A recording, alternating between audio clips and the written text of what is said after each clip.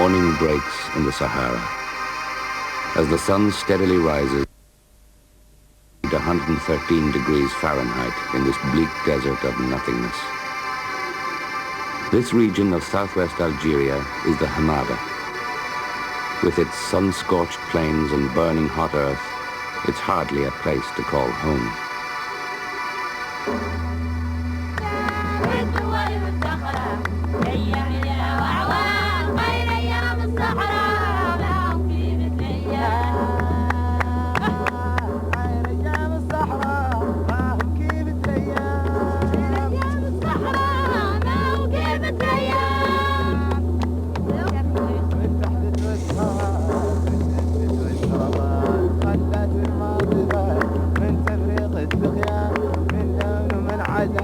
Yet this area is host to 165,000 Sahrawi refugees who are waiting out a war in their homeland, Western Sahara, once known as the Spanish Sahara. Since 1975, the Kingdom of Morocco and the nationalist West Saharans, under the banner of the Polisario Front, have contended for control of Western Sahara. The Sahrawi people might have achieved independence in 1975 had Spain honored its pledge to the United Nations to organize a self-determination referendum. Instead, Spain withdrew from its last overseas colony in a record 103 days, leaving behind a country rich in phosphates and fisheries. Western Sahara is located along the northwest coast of Africa, wedged between Morocco to the north, Mauritania to the south, and Algeria to the east. In 1975, the fate of the Sahrawi people had coincided with a dying Generalissimo Francisco Franco and with grave uncertainties about an orderly transfer of power in metropolitan Spain. Franco's government violated the standard practice on decolonization by signing the secret tripartite Madrid Accords of the 14th of November 1975, which remained sealed in Alcalá de Henares until the year 2000. The practical effect of the tripartite accords was to allot the northern two-thirds of the Spanish Sahara to Morocco and the southern third to Mauritania. The Spanish withdrawal prompted the armies of both Morocco and Mauritania to roll into Western Sahara in the autumn of 1975. The Sahrawi people resisted, but not without great human costs.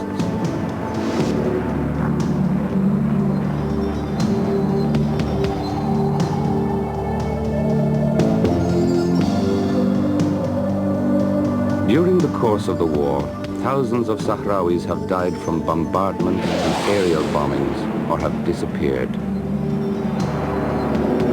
After 4 years, Mauritania withdrew and signed peace with Polisario on the 5th of August 1979. Some 9 days later, Morocco moved to occupy the whole of Western Sahara.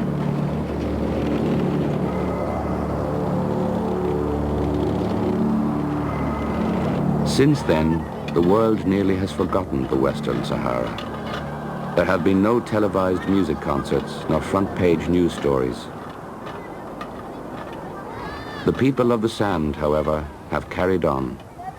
This is their story, as told by the Sahrawi exile communities in Algeria and Spain.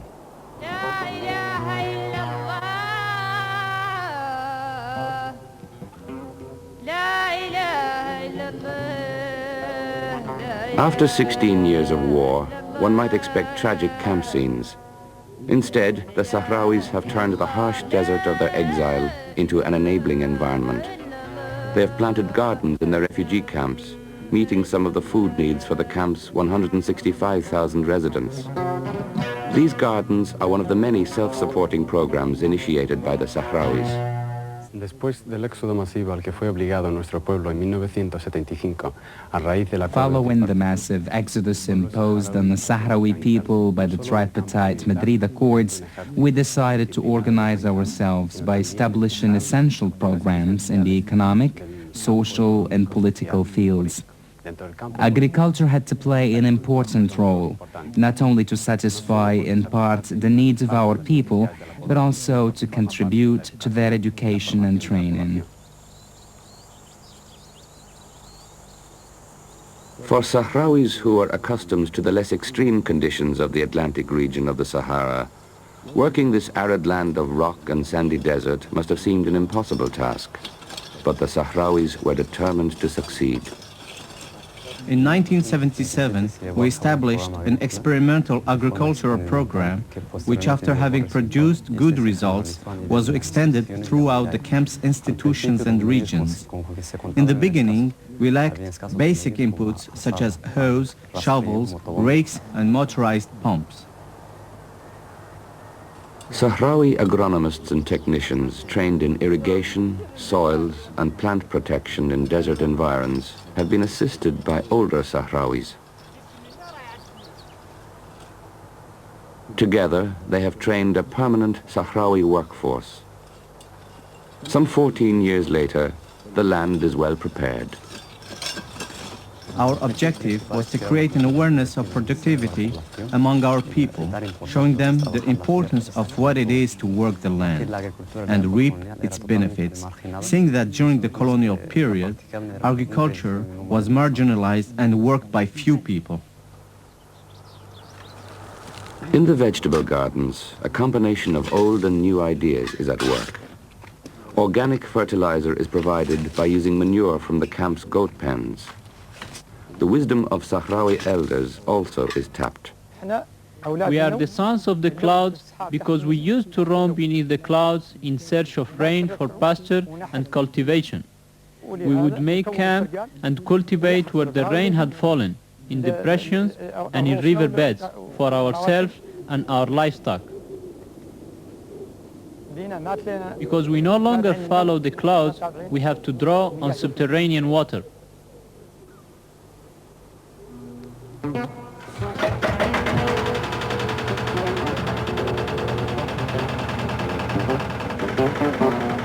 Diesel pumps donated by European development agencies draw on an underground water source, or aquifer, providing plentiful water for agriculture. Still, the Sahrawis take care to use water prudently and economically, so as not to lower substantially the level of subterranean water being tapped. Poor soil quality is a drawback for the Sahrawi agricultural endeavor. There are no elements, microelements, nor organic materials in these soils.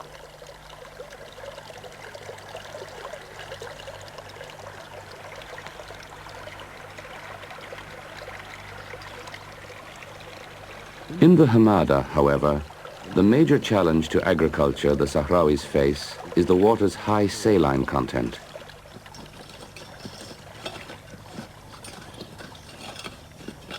As regards the high salinity of the soils, we attempt to leach the salts from the earth. Our best method of removing salts is through a flashing system, where we add large quantities of irrigation water to the earth. By capillarity, the salt rises to the top of the soil, where it can be removed.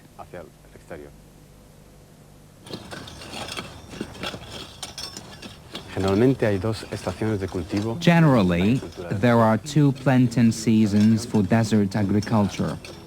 In our region, the winter season begins in September or October, when we sow vegetables and barley, which we harvest in March and April.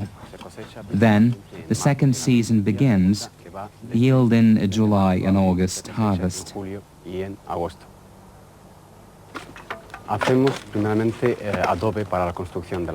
We make sun-dried clay bricks to build walls around the gardens. Then we construct windbreaks from Saharan materials such as cane and esparto. These are our methods of shading the crops and reducing evaporation. These shelters also serve to combat the wind and displacement of sand. Without these walls and windbreaks, the crops would be affected by the wind and would be destroyed.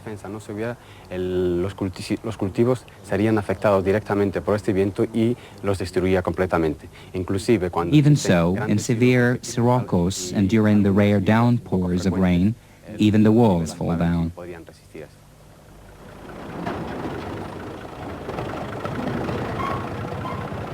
In an inhospitable desert environment and against formidable odds, the Sahrawis have endured and the desert has turned green again and again.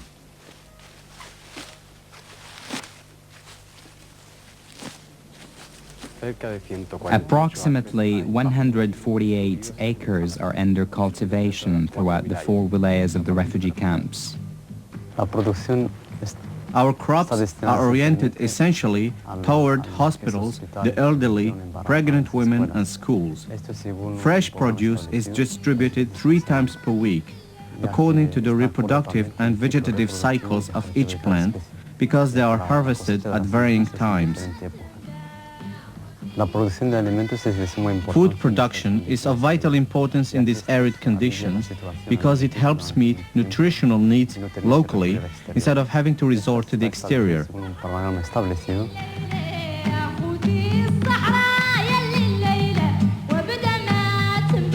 Importantly, the fresh produce contributes to the fight against undernourishment and malnutrition. Additional value lies in the crop's vitamins, which are indispensable to the healthy development of our children. Yet, the gardens are more than a local source of food. They are public parks where Sahrawi children can play. Just because we were forced to become refugees didn't mean that we had to remain idle. To the contrary, we have made contributions to agricultural science, above all by providing fresh food, rich in vitamins, proteins and minerals to our people. When we return to our country, with the knowledge gained from this experience in exile, modern techniques and our innovations, we will attempt to undertake an agricultural program. Perhaps one day we will meet our own food needs. In the meantime, these 148 acres are our gardens of hope.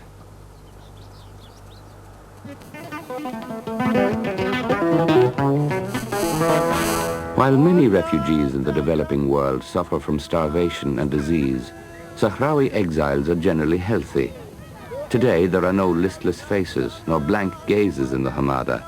Yet 15 years ago, Sahrawi camps were tragic.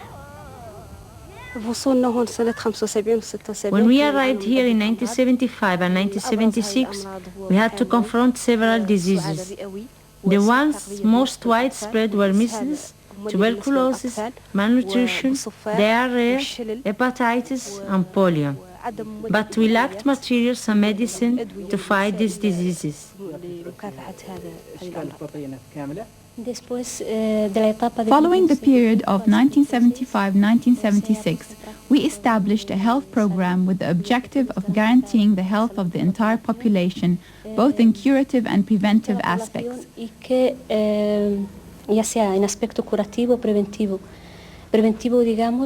By taking up preventive medicine, we aim to face head-on the illnesses typical of the region and to increase the capacity to confront future outbreaks of epidemics.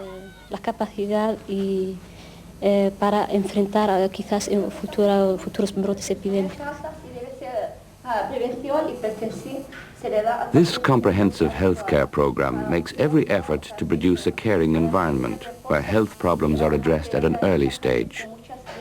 The many-sided system of preventive medicine sets out to eradicate those factors that favor or generate disease and epidemics.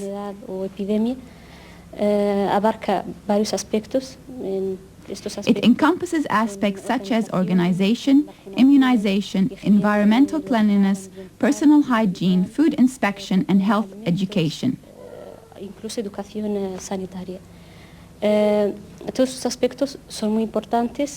These are important aspects that serve as pillars of the prevention system. Hygiene, for example, begins at home. In each community, outreach workers offer health discussions.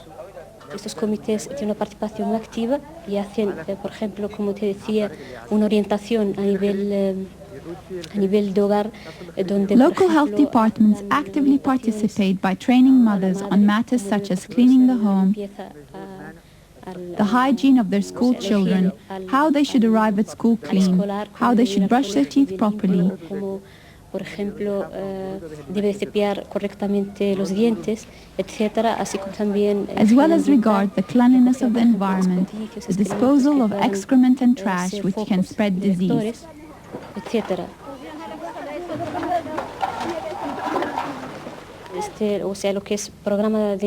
Our immunization program is based on the schedule of the World Health Organization. The program begins with infants, where, for example, newborns receive an initial vaccine against tuberculosis and regular injections thereafter. The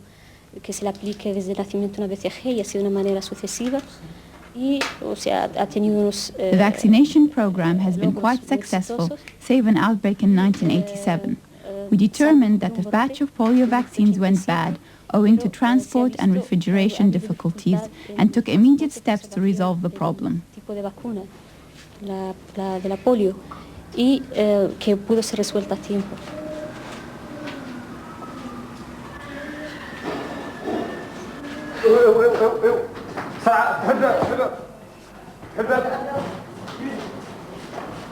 In the camps, complex operations, including orthopedic and eye surgery, are performed in the central hospital.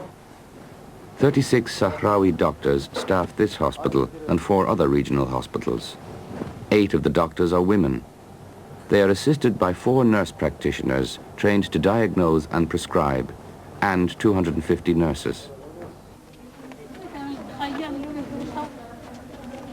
Generally, the curative health services in the Sahrawi camps begin at the local community or daira level.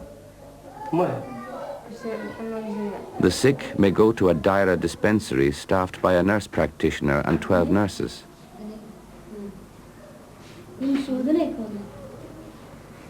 If a diagnosis reveals that the problem cannot be treated locally, the patient is referred to the regional hospital. Supplementary feedings are available at the 4 regional hospitals. In addition, once a malnourished child is admitted, practical advice is given to the mother on enhancing the basic food rations and on how to prevent such things as children's diarrhea. Imported medicines and vitamins are being used, but the Sahrawi health practitioners emphasize good nutrition. Remarkably, as the gardens have produced more food, pregnant women have had shorter hospital stays and undernourished children have made steady recovery.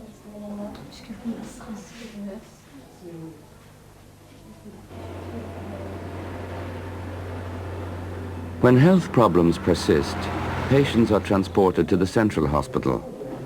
In the winter, doctors see many individuals who get bronchitis and respiratory infections when the night temperature dips to 0. Older people suffer from rheumatism and bronchial pneumonia. These and other health problems can be addressed at the central hospital because fully staffed departments are available there. They include radiology, general medicine, pediatrics, dentistry, obstetrics and gynecology, laboratory, pharmacy, and ophthalmology.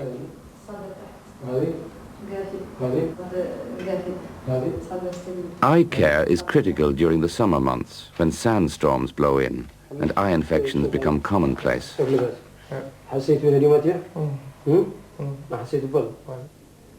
In addition, traditional healers supplement modern techniques with their repertoire of cures, another Sahrawi effort to adapt long-standing customs to a new setting.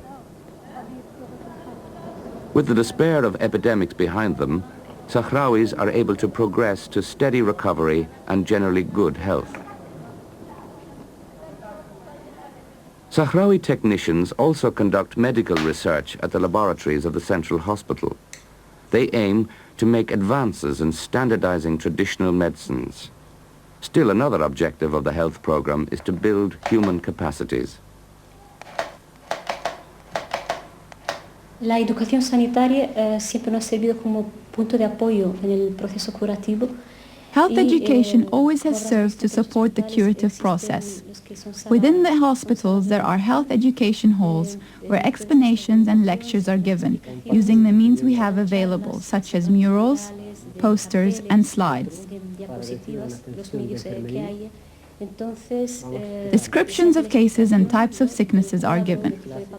Diabetes y el tipo de diabetes, tratamiento, la explicación, la atención de enfermería, cómo se puede inyectar un diabetes, cómo tratarlo, cómo recibirlo. I finished medical school in 1987. The way I see it, my role in life is to bring into this world a new and healthy generation of Sahrawis.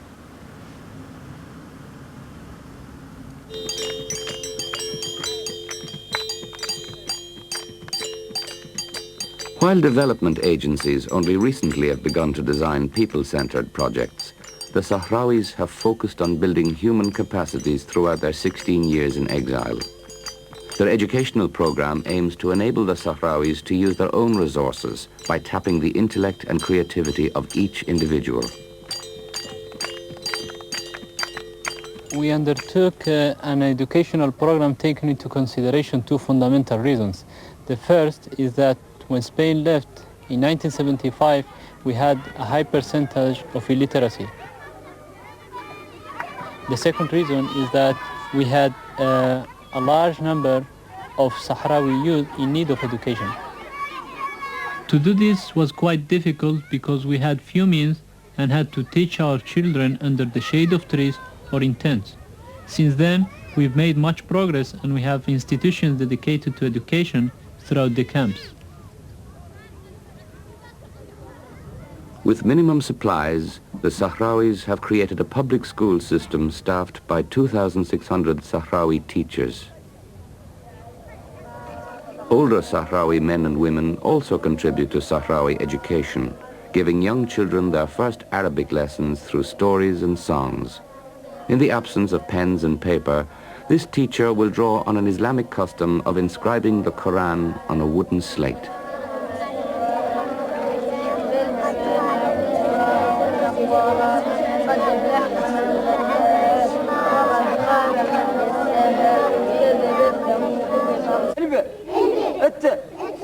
In 26 nursery schools throughout the camps, Sahrawi children learn the Arabic alphabet, hygiene, dance, and music. The Sahrawis believe that investing in the development of their children is investing in the future.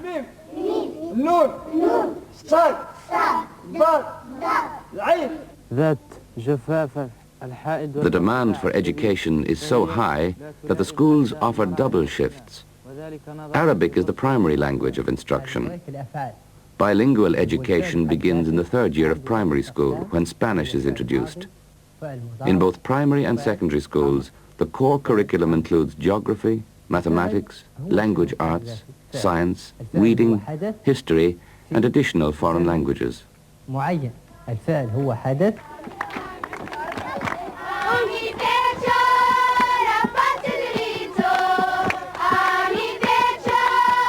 Physical education includes basketball, volleyball, handball, swimming, karate, gymnastics, and soccer.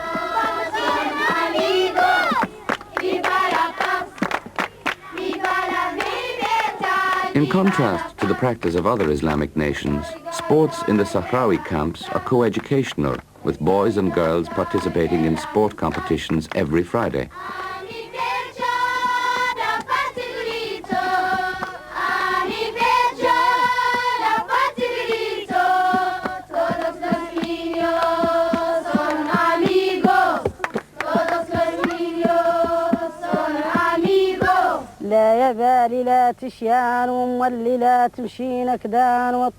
Teachers also incorporate traditional Sahrawi games, legends, and oral literature into their lesson plans.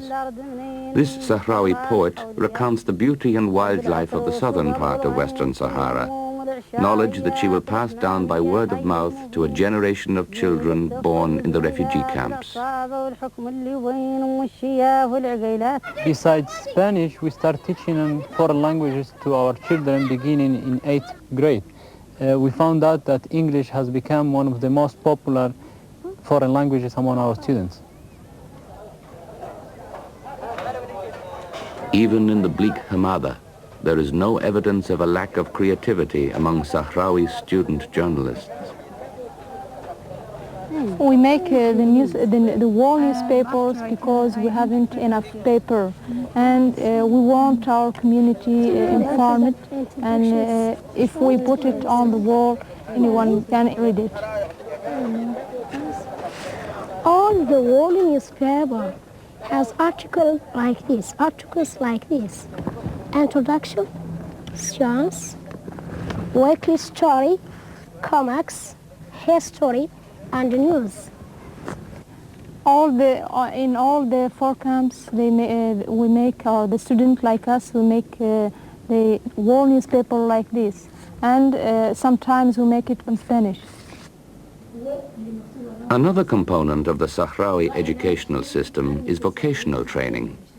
At the 27th of February school, named for the day in 1976 when the Sahrawis created a provisional government, Sahrawi women are working toward higher education certificates. In general, the school annually admits a group of 350 students. It has 36 teachers. The fields of study offered are general education, early childhood education, health, and administration. Our school has family housing because we have permanent staff members living here. In addition, we must provide tents for the families of our new students each year. We also have nursery school assistants who help take care of the children of these families. The Sahrawis recognized that it would be difficult to ask mothers to choose between the family or furthering their own education. So they adapted the school to accommodate the women's needs. Popular courses include reading, health, foreign languages, and typing. Standards are high. Students must complete the entire program, passing midterm and final exams in order to graduate. Sahrawis show the way forward by one person teaching another. Even with limited resources, creativity may be seen everywhere.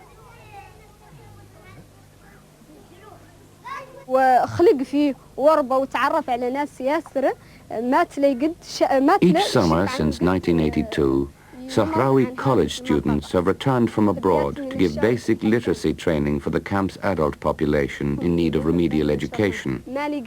Classes are conducted in Arabic, inside tents in each community. The student teachers often incorporate their own research on Sahrawi culture into the lessons given. They take great pride in showing how to read and write Sahrawi poems that their students had known only by memory. Often the older women are learning to read and write for the first time.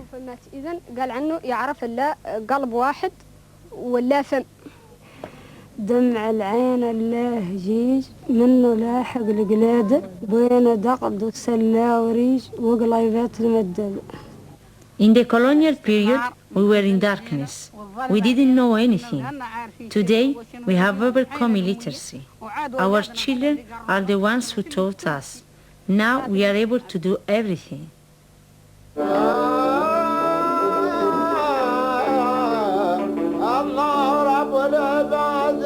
While many developing countries remain tied to foreign aid, the Sahrawis have opted for self-sufficiency. Today, they are meeting the most basic needs of housing, clothing, and food through local production.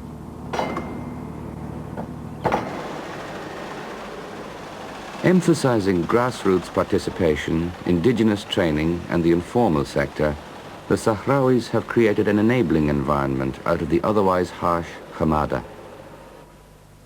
Los saharauis empezaron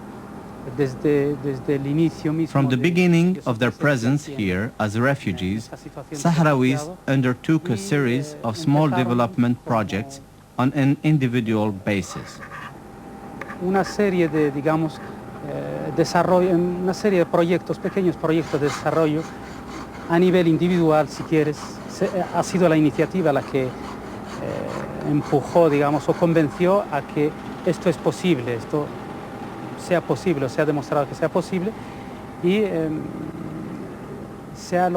Their initiatives proved to be viable projects which were refined further on the local community level and then extended throughout the 4 wilayas or regions. The Sahrawis organized themselves even without supplies. Desde 1977. This chicken farm is a project born of necessity. Instead of caving into the harsh and adverse climate, Sahrawi women decided in 1977 to show the way forward by drawing on their traditional experience of raising chickens in Western Sahara. Tiempo y fuerza y salud, y han querido imponer la experiencia que ya han. Yet no one imagined that their idea could be realized here. Pero que nadie se hubiera imaginado que hubiera sido realizable aquí en esta situación. La mujer lo impuso. The women showed us that it was feasible. Su presencia aquí como refugiado.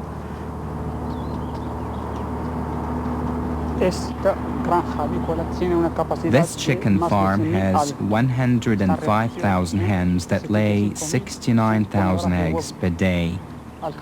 In addition, after 21 days in the incubator hangar, 48,000 chicks are hatched.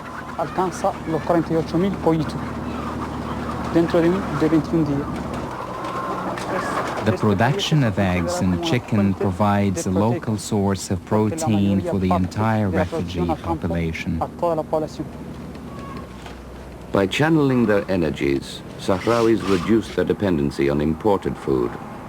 Self-help measures like this are precisely what have moved the Sahrawis from crisis to growth.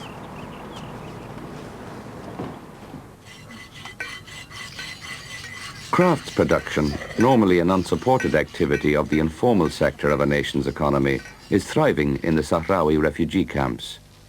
Individual artisans start off by making the odd piece in their spare time.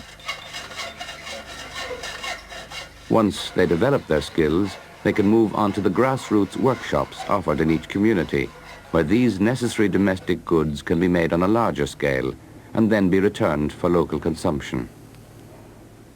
These cottage industry workshops are oriented toward training more than output.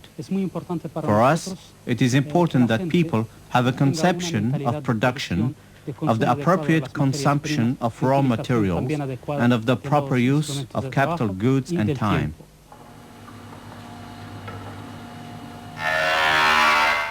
As Sahrawis have become involved in developing their camp communities, they have felt empowered rather than overwhelmed by exile in the Hamada. Today, their cottage industries are turning out furniture, shoes, clothing, and a variety of consumer goods used in the desert. By empowering themselves, the Sahrawis are creating their own enabling environment. In exile, they are producing goods and services that will help launch the economy of an independent Western Sahara. At present, however, the barren Hamada does not provide needed raw materials. Some European donors have stepped in, sending wood and fabric.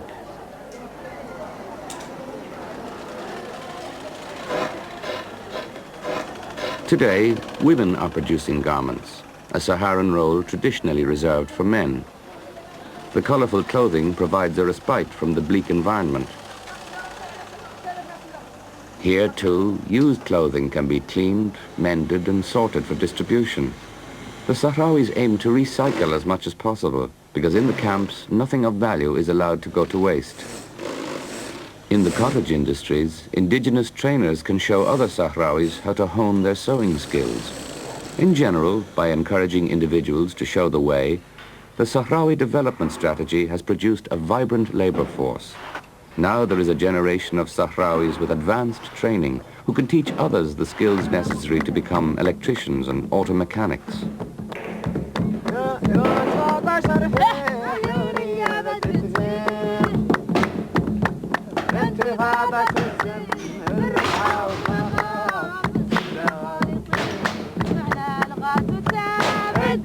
الصحراء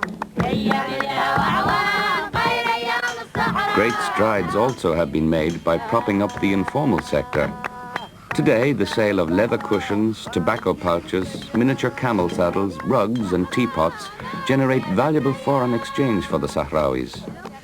Artisans have incorporated geometric and nature patterns into the design of these consumer goods, making them decorative as well as functional.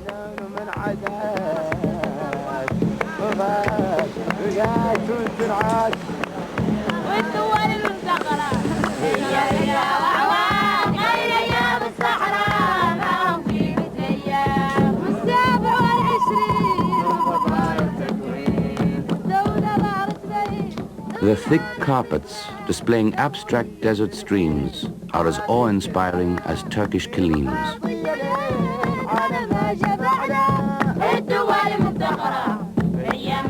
Remarkably, in the bleak Hamada, the Sahrawis have created art.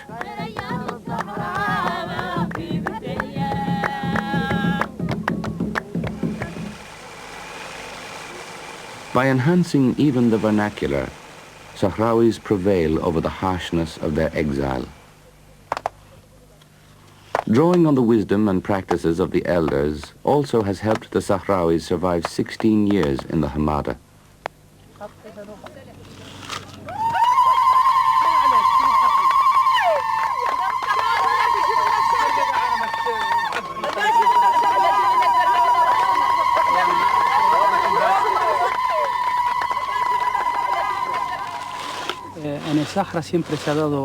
In the Sahara, a spirit of cooperation among people has been passed down from one generation to another.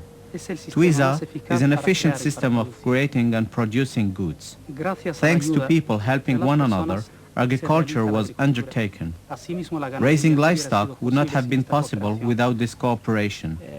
Without Twiza, our khaymas or tents could not have been produced. My grandmother, for example, would have needed years to make her own tent if she had to do it herself. With the help of other women, however, she would complete her khayma in months. This is Twiza, which is so appreciated that it's done even now. Even a private sector is emerging in the camps, drawing on the experience of the Sahrawis, who for centuries have engaged in commerce across the Sahara. In the future, we want a free market economy that will be open to the world.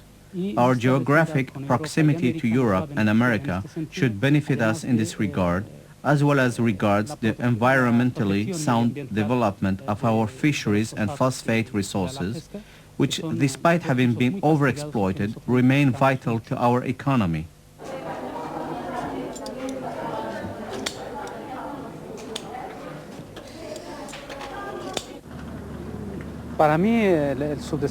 In my opinion, underdevelopment is the inability to know how to use one's own resources, which certainly does not apply to the Sahrawis.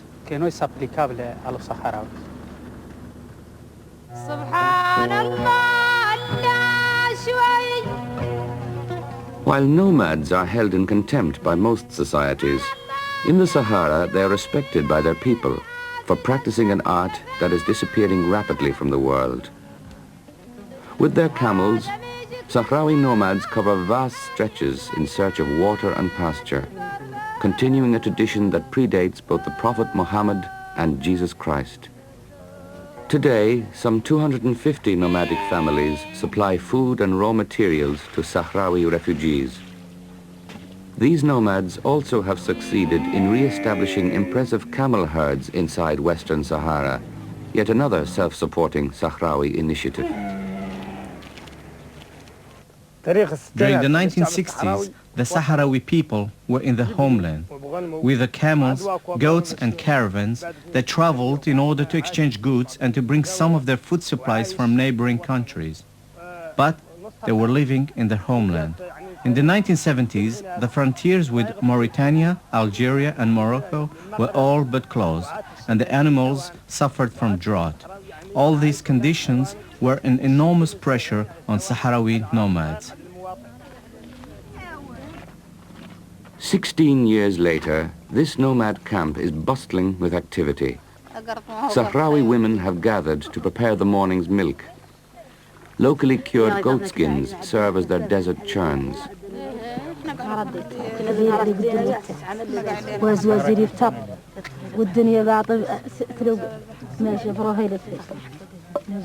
As the women spend the morning conversing, they will produce butter and a light refreshment similar to buttermilk, both staples of the nomadic diet.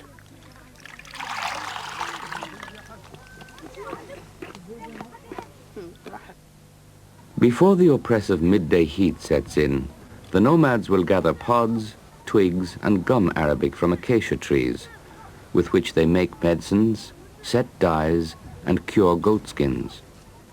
They also collect other desert materials that can be transformed into productive use, such as esparto, camel hair and locally grown barley.